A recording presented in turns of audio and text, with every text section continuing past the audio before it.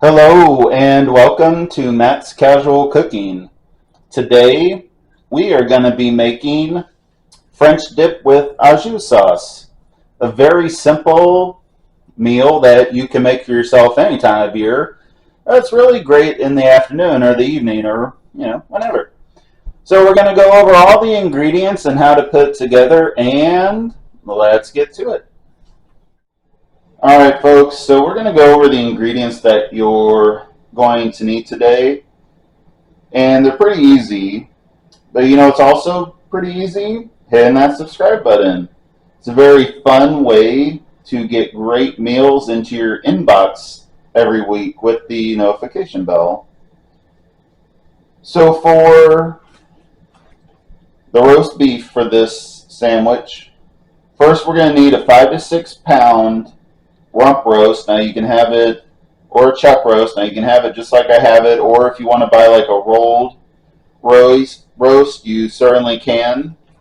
And you're also going to need 2 teaspoons of crushed red peppers.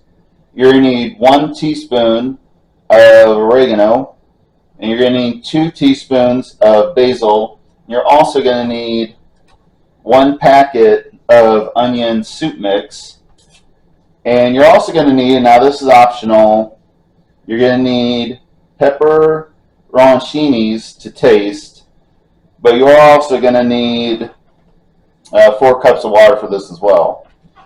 Now for the sauce, we're going to need 3 cups of cold water or 3 cups of the leftover juice from cooking the roast beef, and we're going to have to drain that of the fat. Now, if you don't have 3 cups of this, you can certainly mix and match, or you can just do the water. Now, you're also going to need 3 tablespoons of beef base. And if you're in the grocery store, it says better than bouillon on there. That's going to be more evident than just saying beef base. You're also going to need a half teaspoon of garlic powder, a half teaspoon of onion powder, 1 teaspoon of Worcestershire sauce, 2 teaspoons of a dark balsamic vinegar, half a teaspoon of pepper. You're also going to need 1 teaspoon of cornstarch, and that's going to go with a quarter of a cup of water. And you're also going to need 1 tablespoon of butter. Now we're going to go over how to put this together, and I will see you in a minute. Alright folks, so we have our roast out, and I've got my spices just in a little bowl, all combined, and I also have out my Dutch oven. Now if you don't have a Dutch oven and you just have like a braising pan or cooking pan, or even if you can fit it into a 9x13 and cover it with aluminum foil, that'll work, but really you want some sort of vessel that you can put in the oven and that you can cover to help this cook.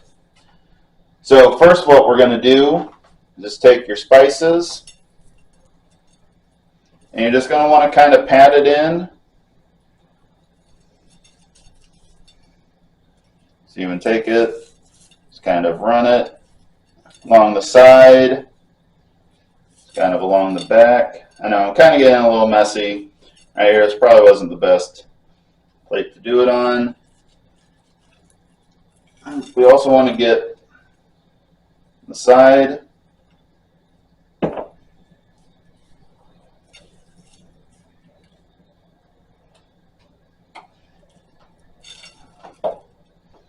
And I've got a large mess to clean up. So what we're going to do now is, after you've patted everything in, go ahead and place it in whatever cooking vessel you're using. I'm actually going to just kind of dump these into it, just kind of pat it down a little bit more. So what you want to do, go ahead and add your 4 cups of water, and I wouldn't pour it directly onto it. I'd just kind of pour it around the sides to make sure that we're kind of not washing off a lot of the spices. And then if you want to at that time, add your pepperoncinis. And what we're going to do is we're going to turn our oven to 325 degrees and we're going to cook it for 3.5 to 4 hours to make sure that it is nice and juicy. So go ahead and do that, and I will see you after the 4 hours. So see you then. All right, folks, so you can see our roast is done for this. And you can see I've already kind of cut it up, and I've actually kind of cut it in half into pieces, but you just want to cut it just as thin as you want it for these sandwiches. You can make the slices a little bit bigger if you want. You can do a little bit thinner. It's really up to you. I mean, this is your sandwich. This is your recipe. So we're going to go over the sauce here in just a minute, and I will see you then. All right, folks. So as you can see, I've got the drippings from the roast beef in this, and that's what I'm going to use. Like I said, if you want to use 3 cups of water, you certainly can. But what we're going to do first is we're going to bring this to a boil.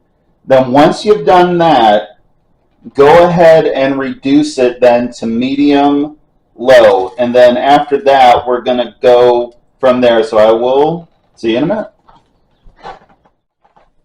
All right, folks, so you can see it's boiling right now. So what you want to do, like I said, reduce it to medium low, and we're going to whisk in the garlic powder, onion powder, Worcestershire, vinegar, the pepper for the time being. So go ahead, add those in, and just whisk it together till it's well combined, and we'll move on to the next step. So see you then. All right, folks, so it's pretty well combined, and you can see it's just simmering really nicely, and that's what you're looking for. So what you want to do now is you want to take your cornstarch and your water, just combine them together and just give it a quick stir. Go ahead and pour it in. So now what we want to do is we want to turn this to medium high.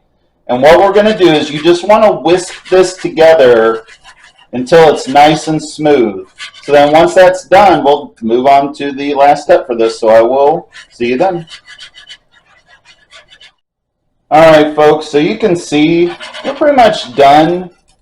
At this point, you can see there's a nice bubbling. Once it starts to bubble and you're kind of whisking it, it just feels really smooth, like there's no lumps or anything really going into it.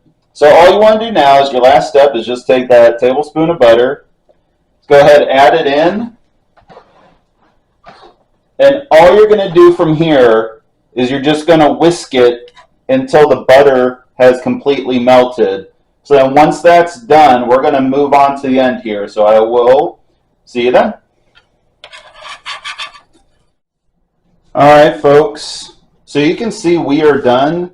While this is a very simple meal, a very simple sandwich that you can make for yourself, the flavor on this is just fantastic. It's just off the charts for me. It's one of the best sandwiches I've ever had for myself. And trust me, you are going to enjoy this as well. If you enjoyed making this recipe today, like, subscribe, share. Please leave a comment below. I want to know what you think of this. And I want to thank you for watching, and join me next week for another fun food journey for your stomach. So see you then. Take care.